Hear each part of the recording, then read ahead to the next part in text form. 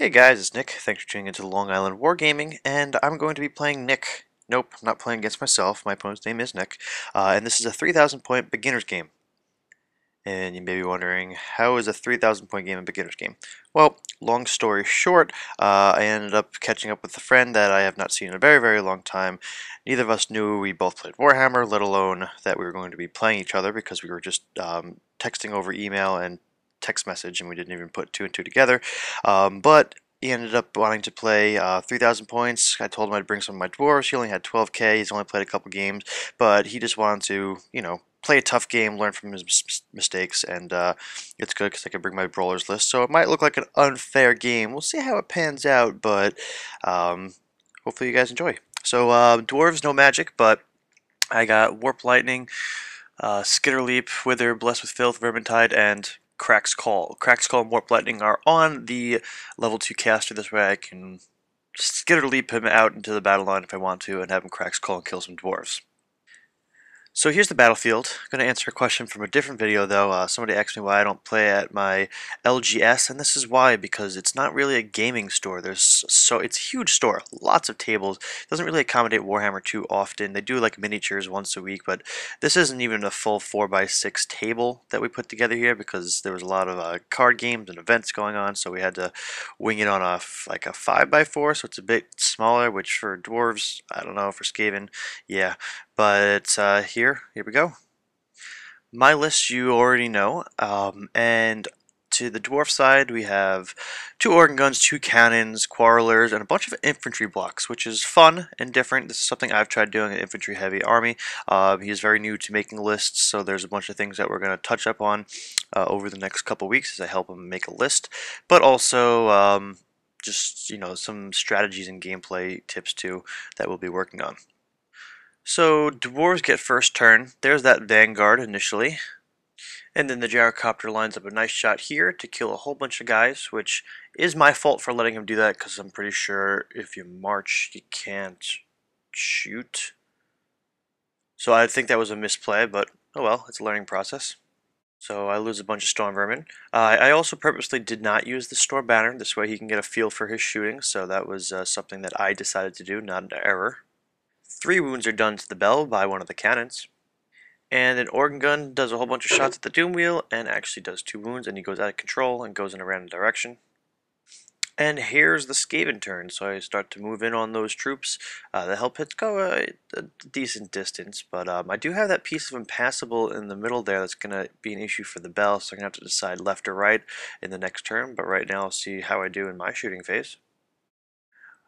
In Magic first, nothing good happens. I try to get Warp Lightning to kill one of the War Machines, the organ gun, but I end up rolling a 1 and doing a wound to myself, but I roll a 1 to wounding myself, so I don't even wound myself. I go for Skitter Leap so that I could do Crack's Call, because I had a decent amount of dice, but he dispels Skitter Leap, and at this point Crack's Call is too far away and all my other spells out of range, so that's that. None of my shooting does anything, so we go into the Dwarf turn. He does some shuffling backwards, and his shooting is actually able to kill the Doom Wheel. But all the other cannons and organ guns don't do anything too impactful.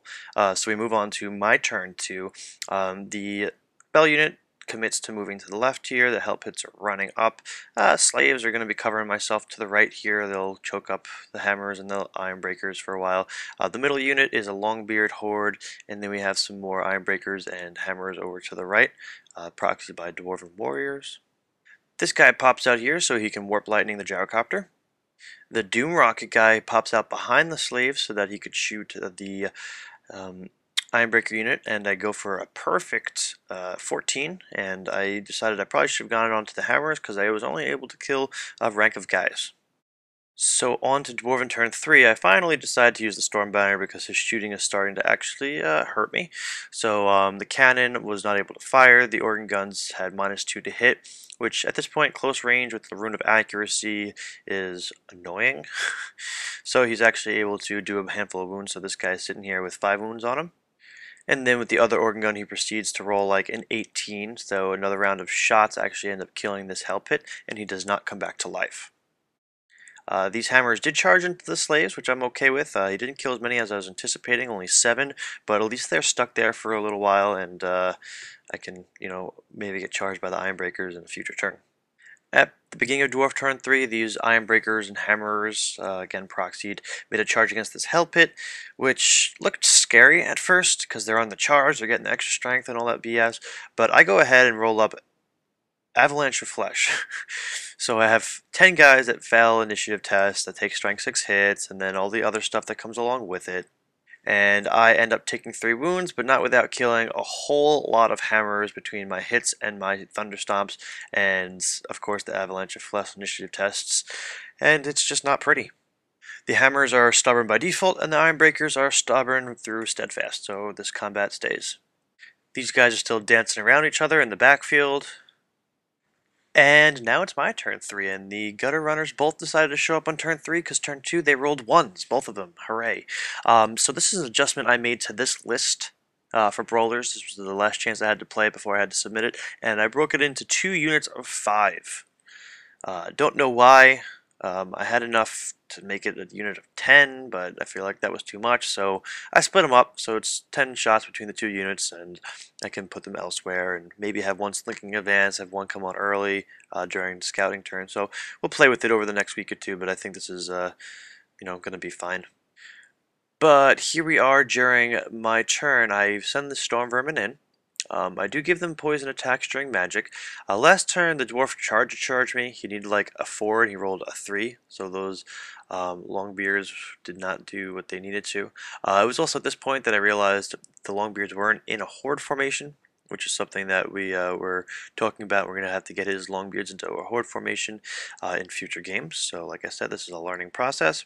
The Warp Fire Thrower, to note, does nothing the whole game because these giant rats keep false charging against the organ gun, so I can't make a shot into the slave unit attacking the hammers, so that sucks. The slaves to the left go in against the unit that's fighting the Hell Pit, which is nice because now I only have 2 guys in. He's not going to have a lot of attacks at me. I'm going to have a charge, a flank charge, and 3 ranks.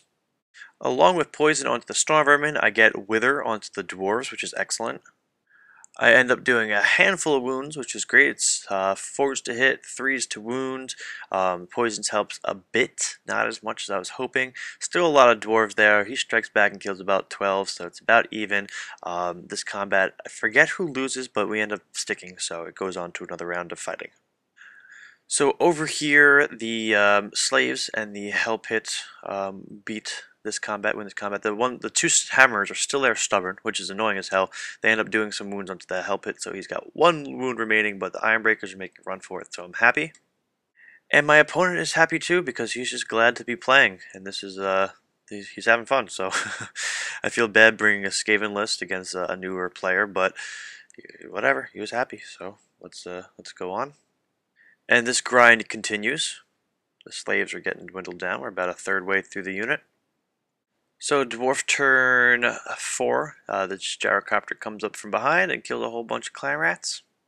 But not as many as I was anticipating. Looks like I only lost about 7 or 8, 9. The grind continues over here, about halfway through the slaves. And the slaves actually do 2 wounds to the hammers this turn, to my surprise. I know this battle report I'm all over the place, but I'll also mention that the Storm Banner lasted for 2 of his turns and 1 of mine, so that's why the cannons and the organ guns were out of commission for a little bit.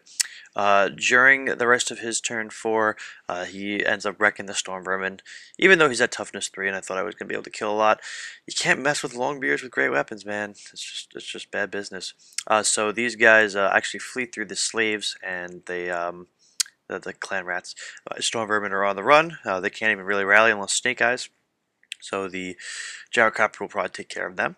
And the dwarves didn't overrun that much. Over here, the Ironbreakers rally, and the slaves move up, the giant rats move up, and the Hell Pit's just kind of chilling.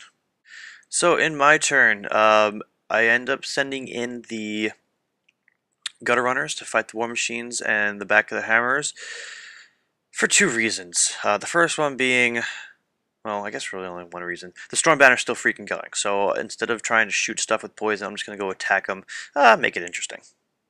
This is my turn 4 with the charges. The Hell Pit over to the left goes into the Ironbreakers, and the slaves go Swift Reform to take care of the Quarrelers, and I'm still grinding with my slaves and the hammers, and my guys run into the Longbeard unit, which is a funky placement because my unit's so long I couldn't slide down because the warp fire thrower was in the way.